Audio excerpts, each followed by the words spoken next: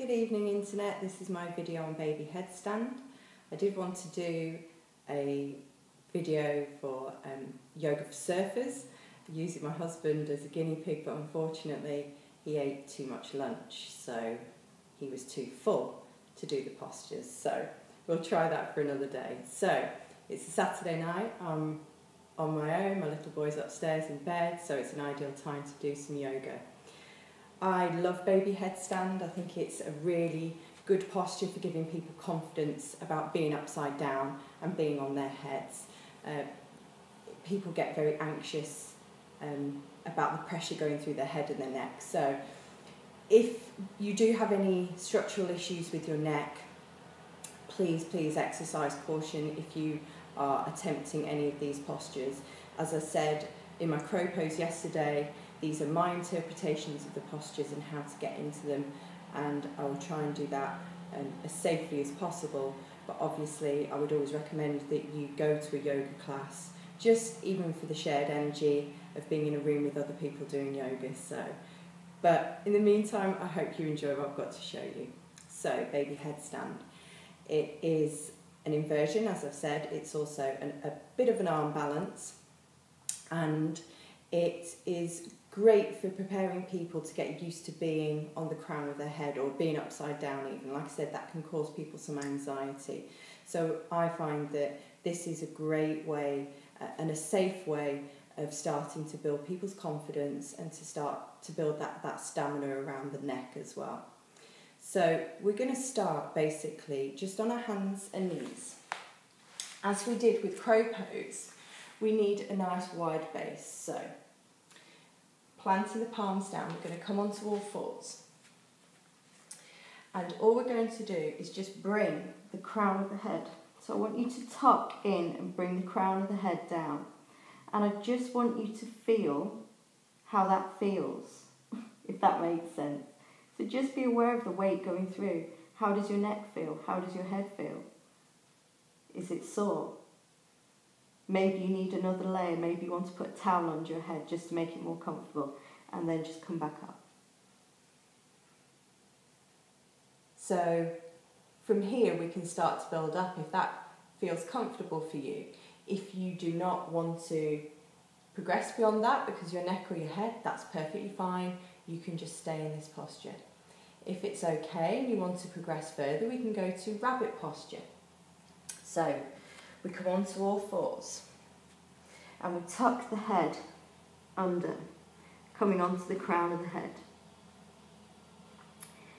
And now you can take the hands down by the side of the body, or you can take hold of the ankles or the legs. So you should sense now the increase in pressure going through the crown of your head. And again, that may feel like it's enough for you, but you may want to just start to lift the feet up at the back, and again tune into that increase in pressure. And then release down, bring the hands forward and come all the way up. So we will stretch the neck out at the end, by the way. It's really important when we're doing postures with the pressure going through the head that we stretch out the neck. Okay, so let's go to the next stage. This time, I want you to create an equilateral triangle, an even triangle, between the palms of your hands and the crown of your head. So your little fingers should be touching the outsides of your mat, middle finger pointing forward, nice wide base, okay. And then we're going to bring our head down the same distance above. So let's do that. Bring the head down.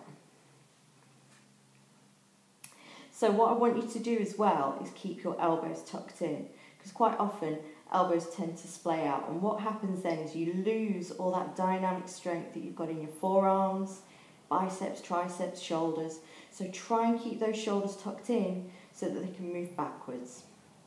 Here, tuck the toes underneath, lift up through the core, engage the belly, and just lift. And just stay there. And just see how that feels. That feels good and you feel okay. you can start to walk the feet further up. I will add that this posture is a lot easier for people with short legs like myself. Okay, so from here we want to bring the toes together, and all we do is we separate the knees and place them on the backs of the arms, okay, digging into the triceps, similar to crow pose. Now what I see here quite often is people bouncing and rocking and rolling and trying to, you've got to be careful here, because if you do, you'll go over on your head. So just try it very, very gently. Bring the toes in together. And again, same as we did yesterday. Lift one foot, lift the other.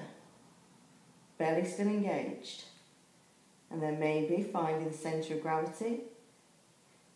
And then lifting all the way up into baby headstand. Do not be tempted to come into full headstand from here. Just come back down. And let's ease the neck out. Okay. So just drop the chin to the chest. Allow the shoulder blades down the spine. Just look up to the sky. Come back to centre. Turn to look over one shoulder. And turn to look over the other shoulder. And come back to centre. Just give your wrists a roll. Okay, I hope you've enjoyed that. The vlog for Yoga for Surfers will be coming hopefully tomorrow, maybe Monday, and then I will be doing a Yoga for Cyclists sequence as well. I hope you enjoy them. Namaste.